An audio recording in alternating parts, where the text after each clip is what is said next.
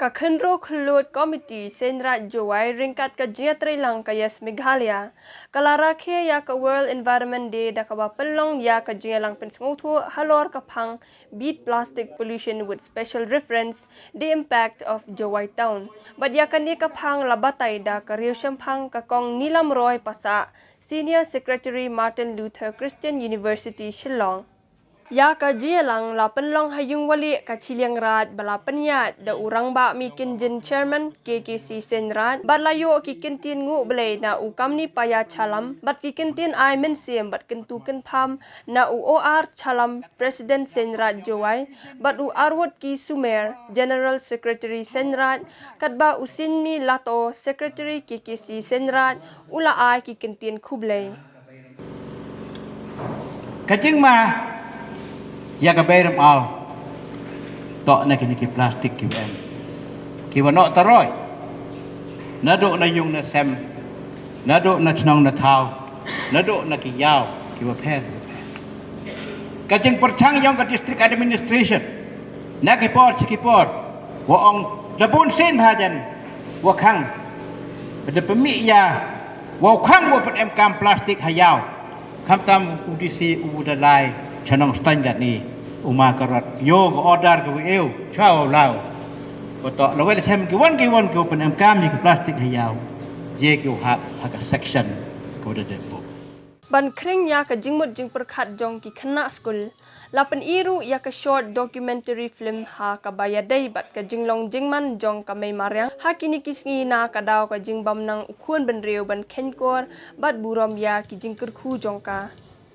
Nilam Roy Pasa kum karyo syampang kalaong haki por menchua judan ka jingya keren ha ka bayadai bat ka plastic pollution henry haki khendiat snam ka United Nation kala syamkhia bha banya keren syapang ka plastic pollution namar kayo I ba ki plastic kade kabi ka balong ka jingpang tang ya kamaryang wat ya baro ki badan jingim da ka ba pelong ya kum kini ki jingalang kanyarap ya ki khana school kum ju ki nong song snong kum no ban kiar na ka ba pendan kam ya ka plastik bat ka ek jingkur khu bat jing mentoy la da rai kut ban sange na ka jing pendan kam ya ka plastik Environment is a surrounding ko I am langi chutu bagi merat kimreng kisim ki wa kisim ki do ki ding ki se ki wa im lang im sa alangi.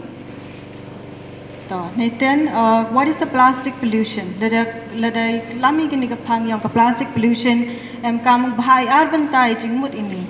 Lada orang ke plastic, I jingmut plastic kupen kami man kasmi.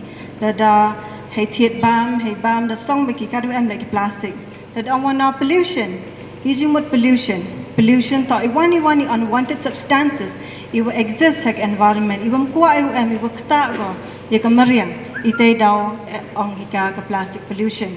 Ka plastic pollution to ko dang thame ka pollution.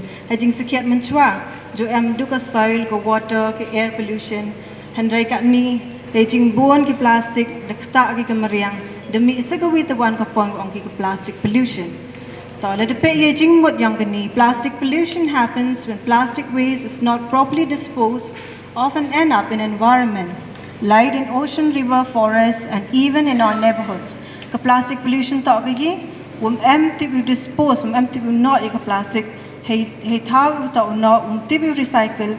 Ete mandan no patara kai ga wuro cha chigidin gise kamjo like wajo yo ki plastic wuro cha janyung chan sami.